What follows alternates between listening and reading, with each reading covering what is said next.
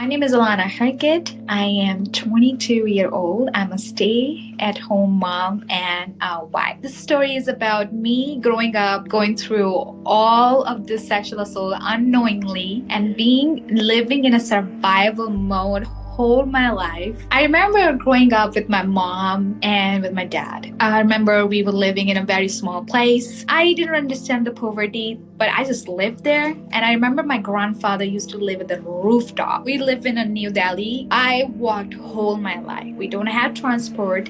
I know there was air conditioners, but we never had air conditioner. We have a ceiling fan, and it doesn't matter how hot it got, we had to sleep in there. I don't remember having a bathroom. We had a small room and there was no bathroom, no kitchen. Don't remember eating meat. I don't remember eating vegetables. It was only rice with lentils in there. I didn't have clothes. If I want to have a shower, my mom wanted to have a shower, we had to travel to my uncle's house because they had a bathroom. I never saw currency, Indian currency in my household. I only saw coins. Those coins, I kept it, but never saw a currency in my mom's head. We had clothes that was given to me by my family relatives. Don't remember. I really didn't have any difference in my head because I thought that's it. That's how we live. We started living in a slum area because we didn't had money to the rent. And it was very hard because you have no electricity in that area and the water is very hard. Living on an edge because my dad was not here.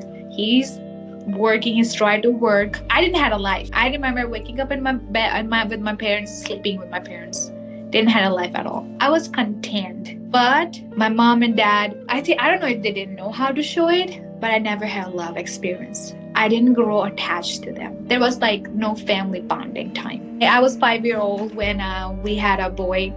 Well, before siblings, I had a sister. When my mom left my dad because he cheated on my mom found out she was pregnant. And my sister came into the life. And when my mom got back after 6 months from my dad's house, my sister was very small, but my mom had to go to work. So we had a cousin who took care of us. She died because of malnutrition. After my mom found out she died, I don't remember much of that, but I do remember her. I do remember my sister a little bit. I don't remember what happened to my mom after that. I do remember my mom used to find dry milk and made up water, put in a water, mix it to feed me, or lentils, rice water. We didn't have much money. After they got back together, because my dad was abandoned by the girlfriend, my mom got pregnant again with a boy. He only was able to live 1 day. He died in my mom's arms. That was time my mom started really praying to God because I remember my mom telling me that she actually saw a demon when my baby brother is dying in her arms. My mom was very upset with my dad because my mom was trying to wake my dad up and he didn't wake up at the time. He didn't listen to my mom and my mom was wanting him to wake up. That time they had no transport. They would have had to run to the hospital. Then after he died, we did a funeral. I remember seeing his little body going out of my house. And next day, I remember the same day when they did the funeral. In India, you have to do funeral after 3 days, and they did the funeral. I saw my dad crying on his terrace and raising his hands up and praying to God and asking for a son. And right after that, 1 year, maybe I want to say 1 year, my mom and dad left me. And for maybe 1 week, and then my mom came back with a baby boy. I remember being overall, I was so excited to be a sister, but I was met with lots of neglect. My mom and dad was with him. I was my very big neglect at nights and morning. We had another family relatives that was very close to my dad. They were living right under them.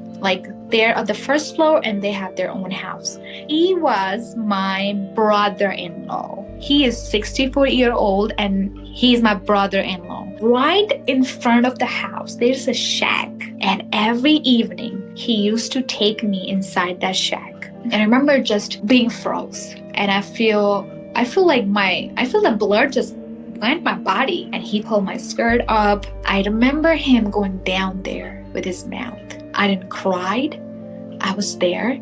I didn't say no. I didn't say stop. I saw him pulling his genital. That's the very first time I saw something like that. I do not remember him doing anything like, he didn't try to push anything inside of me. That happened maybe twice or more. And I remember like seeing my dad with him, every family member with him. They were so good to me and to everyone. And I know that what my family is going through too.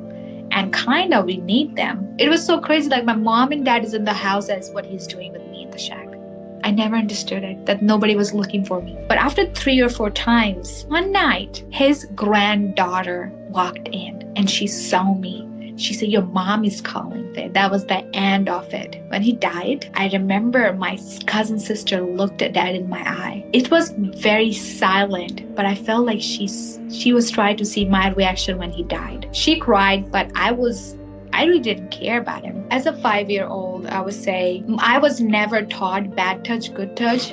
Nobody showed me I needed to protect myself, and my dad never showed me that he will protect me. I don't know how to phrase it. It was weird, but he was very much involved in what I will wear, what I cannot wear. He put boys' clothing on me. He get me everything boys. I remember wearing a boy jeans, where you sit down and you can see that you crouch.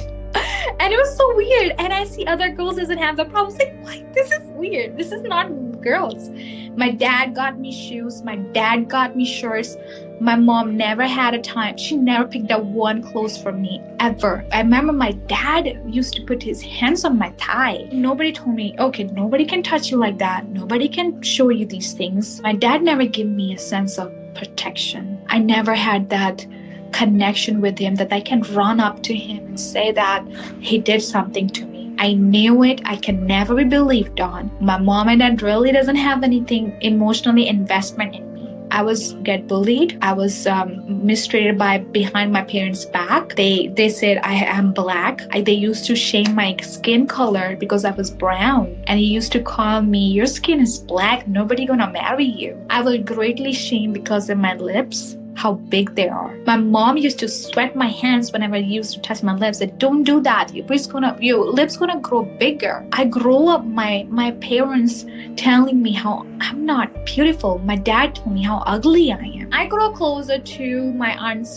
daughter. She was very nice to me. They took us to church. That's the very first time I went to church. And oh my gosh, it was beautiful. We went on a Palm Sunday to a big truck. They filled everyone in there in a truck, and we going there, we're singing gospel songs, and there's a banners, people. So I just rejoiced that day. I remember like being super happy. But slowly, they grew out of me. They don't want to give me too much food. They cut out my food.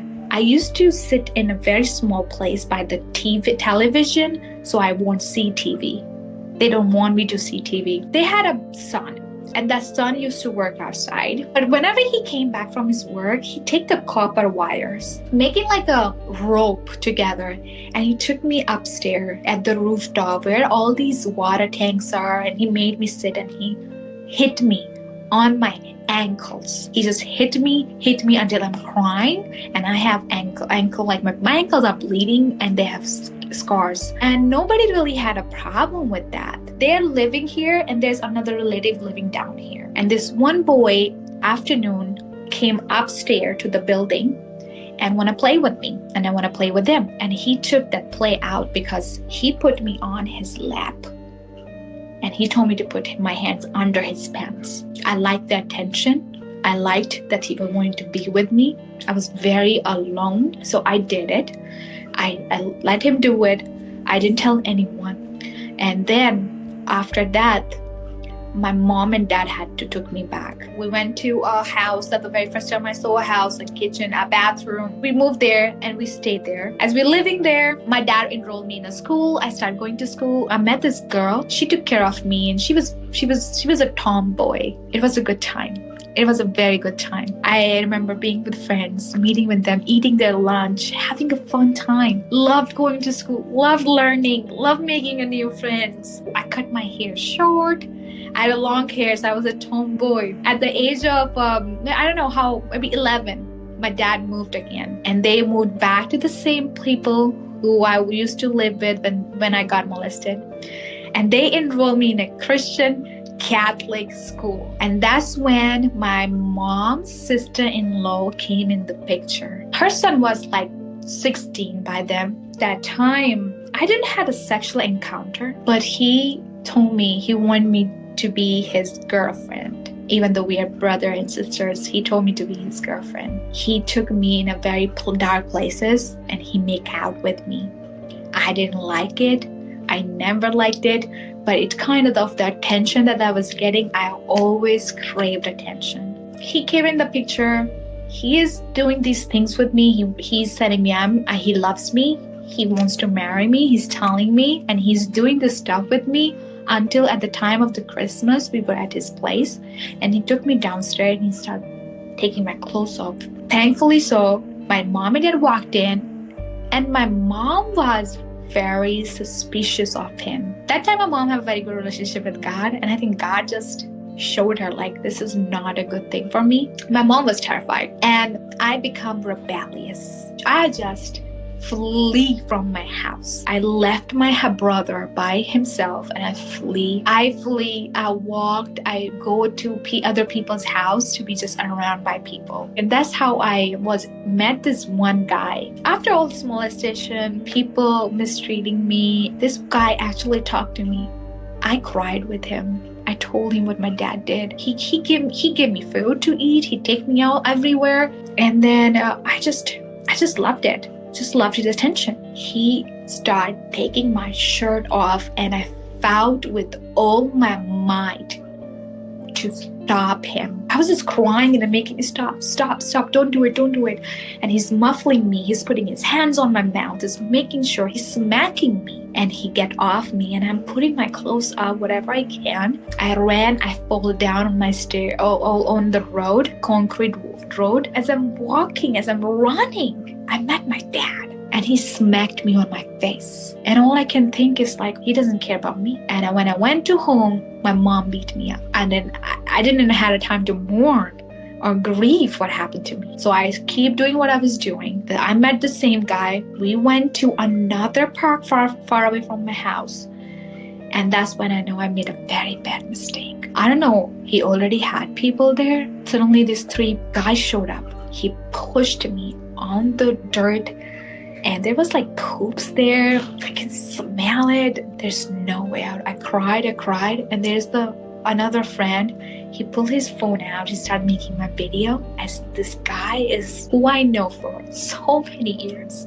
Is raping me. But he was not able to rape me. I don't know what happened. He was not able. There was some barrier there. He was able to go much where he took my virginity, but he was not able to go deeper. I think he was not able to move. He said, I don't know what's up. So he abused me. He called me names and he kicked me. And he said, I don't know what's up. I can't do it. He was frustrated that he was not able to do it. So he asked someone else. He said, you do it. This boy is most like 14 or 13 years old. He's not even grow up. He said, hey, get up. And he made me get up, put my clothes on, and it's like, let's go. My dad was dominating. He started abusing. My mom abusing me. They beat me up until I cried. And I kind of didn't care about them. So I started smoking cigarettes. I end up in a relationship with the same cousin who molested me whole my childhood. And my mom had found out. My dad cut me off from everyone. No school, no nothing. I never had a phone, so I was isolated. My dad came and looked at me. He said, you disgust me. I hope you have died. When I was 19 years old, I said, I'm going to go and going to find a job as a sales girl because I love sales and I wanted to make my life in a sale. I loved it. In 2021, I met my husband, but it was so weird because in India, like most of the people you met online, they're fraud. I sent him a message because I used to everyone. I said, if you need a prayer, I'm sending him a message. He sent me a very cute message. I was like, okay, like talking slowly. We talked. 3 a.m. I talked to him. I just looked, after we're done with talking, I said, God, no. He's handsome. He's intelligent. He's Christian. He's like my kind of person. He's breathtaking. He's too good to be true. Then he talked to my mom. He said, I want to marry your daughter. My dad had a very big plan. He said, you're going to marry him and you're going to call us in America. My husband went ahead and offered money He said, I know you guys can't afford a wedding drink and wedding. We turn around and we asked my dad, where's the money so we can use for tickets? And he said, what money? The money that Tim sent you, money. He said, I don't have money. I spent it. On December 2nd, I flew out from India for the very first time. I never left my own hometown. And I left for the first time. I went through the immigration. I was so scared, and I sat down and I gripped my seat as they're taking off, and I was shaking, and I said, in Jesus' name, I will not die. I will not die. It was an amazing day, and he proposed me.